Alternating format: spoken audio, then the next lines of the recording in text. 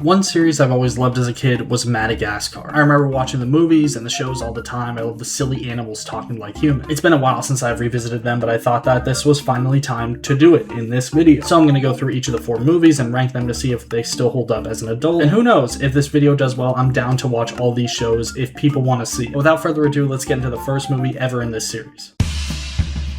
Dude, it's been a while. I have so many memories with this one. It's so nostalgic for me, you don't even know. We open in a jungle with Marty the zebra slow motion running and jumping before getting jump scared by Alex the lion. Marty, played by Chris Rock, and Alex, played by Ben Stiller. It's Marty's 10th birthday and Alex gives him a gift of himself. Marty then claims that he's going through sort of a midlife crisis, and Alex gives him some advice to break out of his normal routine. This gets brushed aside because the zoo is now open and we get introduced to Gloria, played by Jada Pinkett Smith, and Melman, played by David Schwimmer. Each animal does their thing when the zoo is open, Alex with his self-centered show, Marty with his water trick, Gloria with her photo shoot, and Melman getting an MRI. We're then introduced to the best characters, the penguins, Skipper, Kowalski, Rico, and Private. Now, why are they so great? Because they act like spies, trying to escape the zoo and go to Antarctica. After the zoo closes, Marty complains about his life and the penguins tell him their plan of escaping, and Marty gets an idea. Now it's dinner time and everyone gets served with food, or in Melman's case, pills. The animals all celebrate Marty's birthday, and Melman gives him a thermometer that he stuck up his ass. And Marty tells him that his wish is to go to the wild. They all disapprove until Marty sneaks out that night and they all go after him. There's a side plot where the apes get out too. Marty makes it to Grand Central Station before getting shot, and Alex gets his ass beat by an old woman. They all wake up in boxes on a ship, including the penguins and the apes, heading to Africa. But the penguins escape and turn the ship towards Antarctica, and they all fall off the ship. Later, they all wake up on Epstein Island and decide to explore. They find a race of lemurs, and we're introduced to King Julian, Maurice, Mort, and we will get to Mort. It's also confirmed that Marty's been to a Diddy party. Alex then accidentally scares the Fusa away, the lemurs' worst enemies, and they see that and take them in. King Julian is self-centered like Alex, and Maurice is his henchman, and Mort has a foot fetish. Alex and Marty get into a fight on the beach where Alex claims that Marty did this to them, and each of them tries to make the best of a bad situation, splitting into different sides. Marty makes this little pad, and Alex desperately tries to get rescued to his own dismay. Slowly over the course of the night, Gloria and Melman go over to Marty's side. After Alex's plan dies, he reluctantly goes over to Marty's side and starts dreaming. There's an American Beauty reference here, which is insane for a kid's movie. I watched that original movie like a few years ago, and immediately thought of this scene when I heard the music. I don't want to risk showing the actual scene, but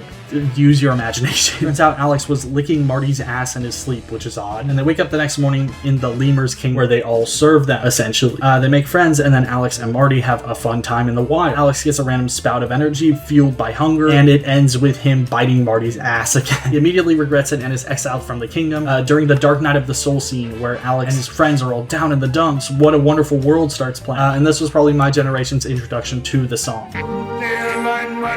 But Alex essentially leaving symbolizes that he's no better than the Fusa, who eat whatever they want. And that walk through the jungle shows that this is just the circle of life. Marty is the natural prey of Alex. They then hear the boat and... Come on, we gotta flag down that boat! Marty then goes to Alex, telling him that they're safe. He and Alex talk, where Alex doesn't want to hurt him, and because he's in the wild, his natural tendencies are coming through. Marty sings a song that they sang at the beginning, and he snaps out of it to defend Marty from the Fusa. The end. They're all good and made friends with the lemurs, and we end the movie with I Like to Move It blasting. It's a good movie at the end of the day, a simple story, but what makes it is the expressive animation with Alex doing his gay little dances and fun writing. I got so much more out of this as an adult than I did as a kid. There are so many jokes that went over my head, not because they were like dirty jokes, but well, I guess some were, but because they were jokes that you'd only get if you've had life experience. What a great introduction to the series of funny talking animals, leaving it open for like a world tour thing where they go to a bunch of different continents. Like, yeah, the main song is good. What's even better is the Hans Zimmer score. You know, Dune, Interstellar, Pirates of the Caribbean, The Lion King, Madagascar. I still really like this one. I think it holds up well, even though it's a very mid-2000s movie. You'll never make me hate it. It's a B. It's definitely a proof of concept, but I mean that in the best way possible. Let's see if they can improve on this. This is a tiny little Christmas special centered around the penguin. The main plot is Private notices Ted the polar bear is alone and sneaks out to give him a present. Somehow he gets tangled in with the old lady from the first movie who beat the hell out of Alex and is stuck in her apartment. The penguins then have to break him out. It's got some fun moments from the penguins, but I don't really think they can carry an entire movie by themselves. That's why this is like 12 minutes long. It's fun, but you need to surround the penguins with other characters to really make it worth it. We get a few moments of the original cast, but you can tell they didn't get the actual voice actors. It's a fun little Christmas special at the end of the day, not much to say.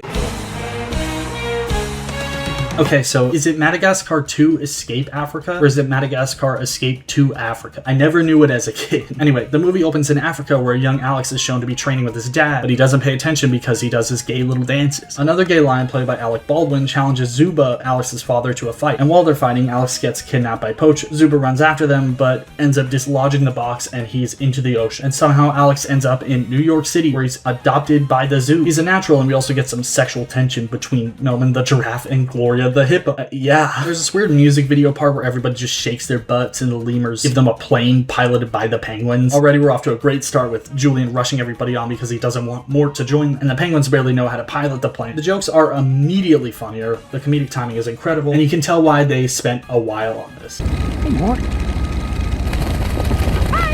Gloria wants to join the breeding program, and Melman is upset that she doesn't want to smash the giraffe out of all animals, and the ship crash lands. The hard cuts are hilarious, man. Also, the apes are here for some reason. The crash land creates tension where Alex wants to immediately get home, but the penguins have to fix the ship, but it's going to take a while. Randomly, Alex sees the people and chases them, and then we just get the best character in the series, right? Like, she's back and kicks Alex's ass again. Love her, she's the best. They then stumble on an animal civilization, and Alex finds his dad and his family again. Everybody's happy and finds their place. Melman finds an opening for a giraffe doctor. Marty finds a herd of zebras that look and sound just like him. And Gloria finds the man, the myth, the legend, Moto Moto, whose first words are, "Girl, you huge." Alex then meets the gay little lion, and he rage baits Zuba into letting Alex earn his mane, which is essentially a fight, but Alex thinks it's a show and performance or whatever. Back to the penguins, they decide to take this tour group's car, where they have an amazing fight with the grandma.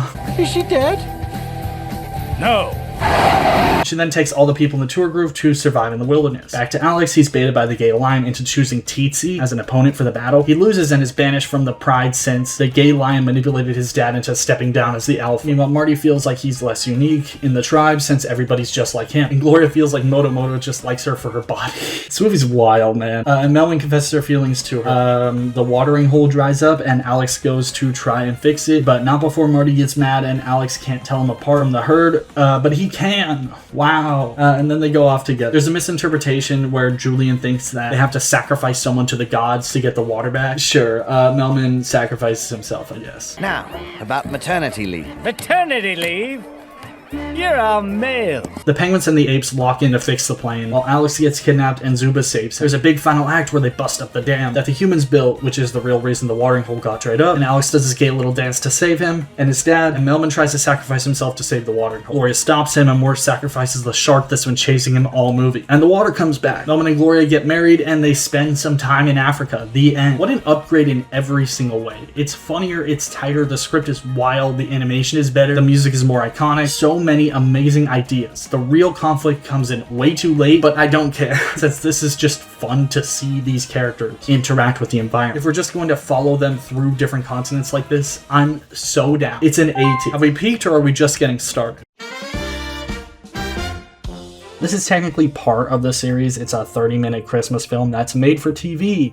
Fun! It's a pretty standard Christmas special at the end of the day. The story is that Santa crash lands and the animals try to save Christmas. It's fine, nothing insane, but the big thing is that they got the original cast to return instead of just sound alike. I just don't have a ton to say about it. Like, what are we doing here, man? It does not have the same charm or energy as the original movies. It's a D, man. Like, why does this exist? The movie starts with the animals trying to find the penguins. We then hard cut to Monte Carlo. Sure. They find a casino and break in. They attract the attention of this hunter who chases them the entire movie. They get away from her and immediately try to board this circus train. We're then introduced to the circus animals who they lie to get on the train. There are a bunch of new characters with spin-off potential. The penguins then buy the circus and they go on a tour to try to not only escape the hunter, but fit in with the circus animals and get home. Side plot, Julian starts dating this bear. I don't know what I'm watching. Like, here's the thing. The first two movies were out there with the jokes, but at least they were grounded in the story. That's sort of the same here, but the story is so out of tone with the rest of the series. There's actually a villain this time. The second one sort of had one, but he didn't come in until way later. This one has the villain constantly pursuing them and the stakes are way higher, but it's just odd for a Madagascar movie. Fun fact, this was written by Noah Baumbach, who helped write Barbie and Fantastic Mr. Fox, but he was also married to Greta Gerwig. In 2012, when this was made, he was going through a divorce, and Madagascar 3 helped pay for it, which he turned into the movie Marriage Story,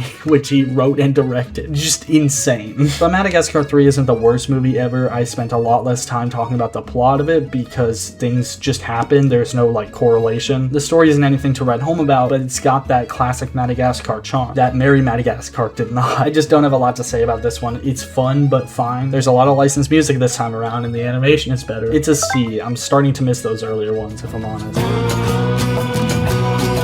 2 years later, and we have this Solo Penguins movie. This is kind of what I'm talking about. This movie is cool, but the Penguins as characters have like one joke, and it's that they take things super seriously. It's fun to watch, but you kind of have to surround them with other characters to make a full-length movie on them, right? The story here is basic, but it's kind of a tool to get the Penguins to have some fun scenes. They surround the Penguins with these characters, and we actually get some sort of a prequel of how they came to be here. It's kind of an odd movie, especially since we've seen these characters on their own in the show, which I remember being good, but not much more. I think the Penguins are at their best when they're contributing to a side plot. You kind of forget about them until they hard cut to them, and it's awesome. Here they're the main characters, and it just feels off. It's a fine movie, but kind of made to fill the void of no Madagascar stuff for a few years. I don't have a ton to say. It takes inspiration from some spy movies. This long shot of them like dropping out of a plane is cool, but I'm just not crazy about it, if that makes sense. It's a C.